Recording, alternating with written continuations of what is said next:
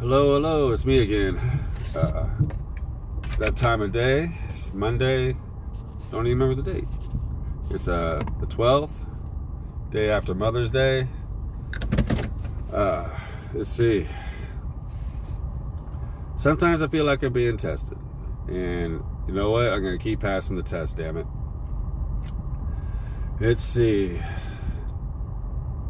Was it Friday or Saturday? Saturday night, come home. I had some family over. I wanted to get some stuff for for their baby, for my niece's baby. Ran to Walmart, came back, and I pulled into the garage. Had a flat tire. Flat tire didn't really stress me out because I didn't even miss a beat. I got on their bag of stuff. I went out there to try to, I figured I'd give them their stuff for the baby. I go out there and change the wheels so I could work that night. Well, first off, when I go,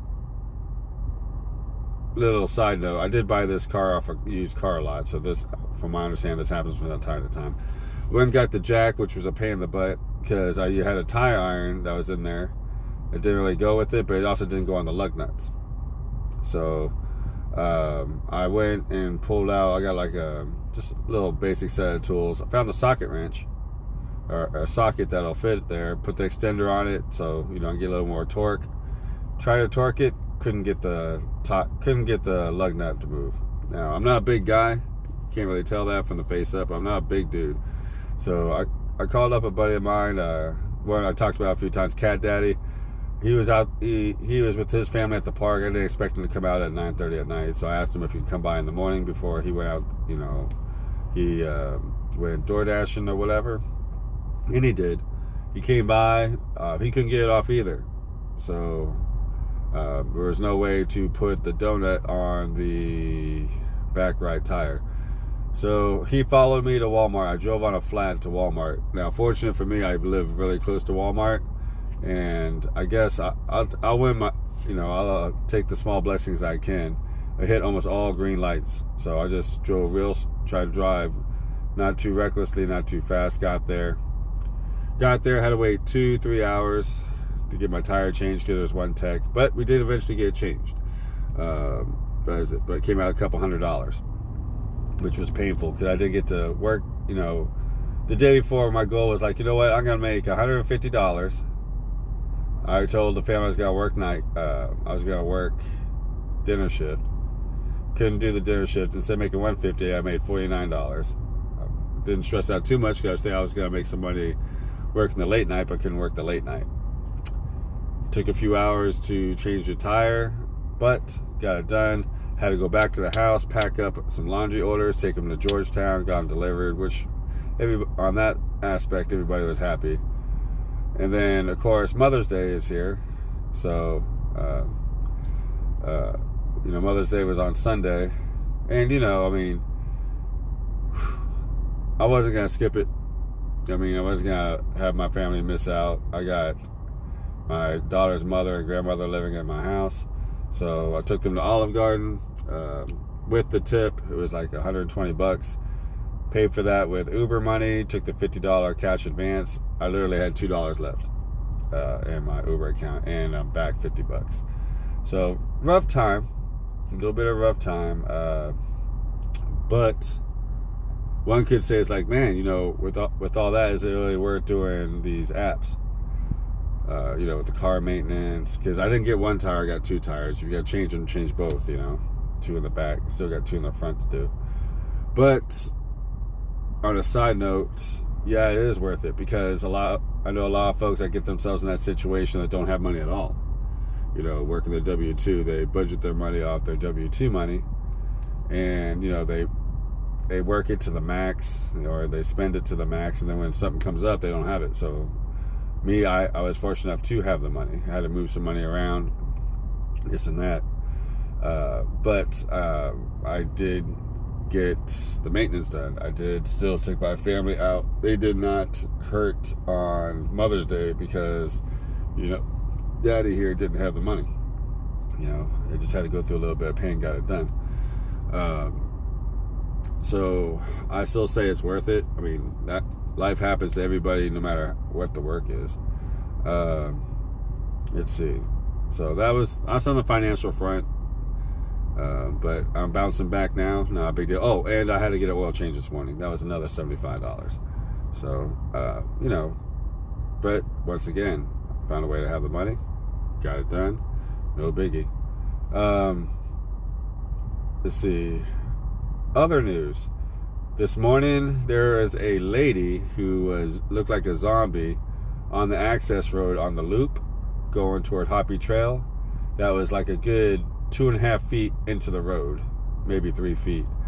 I slowed down. I went into the left lane, to the next lane a little bit, where there was a dually. I didn't hit them. They honked, but I don't know if they're honking at me or the situation. But yeah, I mean, I didn't hit the lady, but I mean, I passed her going like 30 some miles an hour, easy, and I was pretty close, and she didn't even flinch, which was freaky. And then later on that day, I saw her still walking, but she was downtown, on east, downtown off of 3rd Street, crossing another bridge, and she still looked zombied out, man. And I saw another gentleman today walking in the middle of the street. Wasn't too busy of a street, but I'm like, what is going on with people walking in the middle of the street? I may have had an answer to that, actually. That wasn't rhetorical. I was delivering to this lady today, and she was so happy to see me. She lived in a different house. She moved into this house, which was still like on the east side of town. And she said, it was good to see me, that I was still working. And the old house she said she was in, she said they tried to break into her house 3 times. And like now, she says drug addicts are like beating on her door, like to get her to open the door, which is scary. She's an older lady, but she asked me if I saw these people that were just like hunched over in the street. I'm like, yeah, I have seen them. She goes, you seen them for real? I'm like, yeah, I've seen them. I work late nights too. I see them all the time. And whether it's true or not, she said there's a new drug out there called Trach. I guess some sort of tranquilizer. They call it Trach, and it's just another vice a lot of people are taking that are in the not so privileged neighborhoods to get them to escape reality, which essentially turns these people into zombies, whether they're moving or not. I mean, they're not all there. Kind of sucks. So that's kind of what's going on in Temple. I mean, all of Temple's not like that, but there's just like any other city. There's bad parts of town. There's crime, drugs, but when you do deliveries, man, you go to the nice people's neighborhoods, you go to country folks, you go to city folks, you go to poor folks, rich folks, and you deal with all kinds of different parts of humanity, man. I really hope people who are suffering won't suffer very long. They can find their way. I mean, I'm not even saying being drug free. I mean, I'm just having a better life, better existence.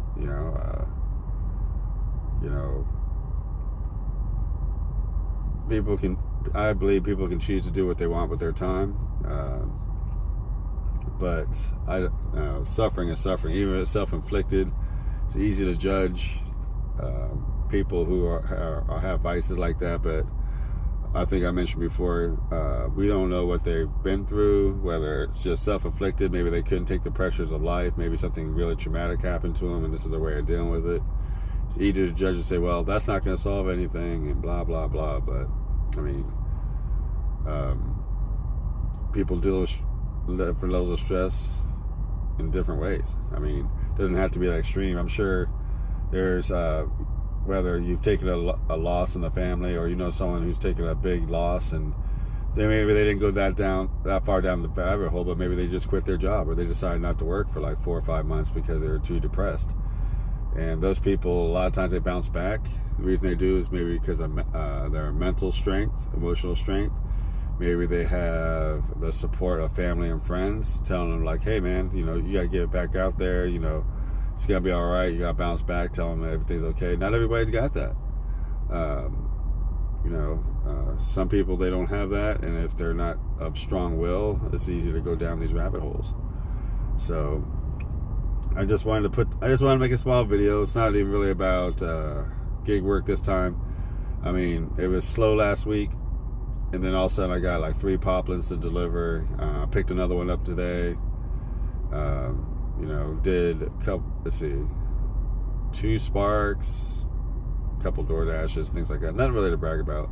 It's more of a vlog just to tell you what I'm seeing. I'm seeing people suffering, and you know, out on the streets. I mean, some of my stresses, which, you know, I'm handling. I mean, I'm already on the bounce back. You know, I look at my family like I can't let them down. So no matter how hard it gets, I keep going. I find a way, and that's just the way I live my life. So I'm gonna let y'all go. Thanks for listening to me rant and rave. You took something from it, great. You know, put a comment down below. I mean, even if it goes against what I believe, I mean, I got no problem with that, man. We can have a conversation. But y'all take care. I'm gonna sit in this line, enjoy my air conditioning, to pick up my daughter, and I'll talk to y'all in the next one. Take care. Bye.